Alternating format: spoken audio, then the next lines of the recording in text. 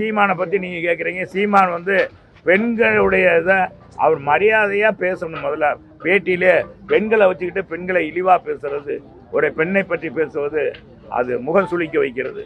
இது எப்படி பார்க்குறோன்னா, இந்த அரசாங்கத்தில் வந்து பொதுவாக வந்து நாங்கள் வந்து தாய்மார்களை மதிக்கக்கூடிய கட்சி அதிமுக.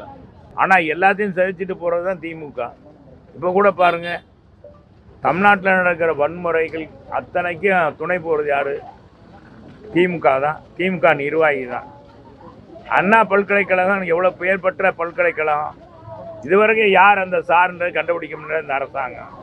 அது மட்டும் இல்லை, இன்னைக்கு பாலியல் வன்கொடுமை இருக்குது. நேற்று இப்போ வந்து ஒரு புதுசாக தருமபுரியில் ஒரு மாவட்ட செயலாளர் திமுகவில் மாவட்ட செயலாளராக போட்டிருக்காங்க. வந்த உடனே என்ன சொல்கிறார்? கலெக்டரும் நான் தான், அரசு அதிகாரிகளுக்கு எந்த இதுவும் இல்லைன்ற.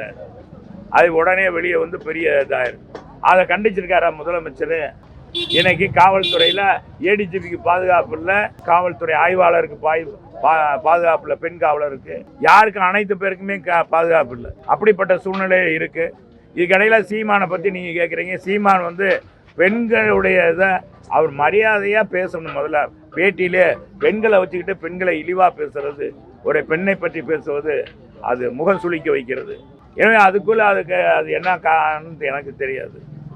எனவே அவரை ஒட்டினது கிழிச்சது இதுக்கான நடவடிக்கை எடுத்திருக்காங்க.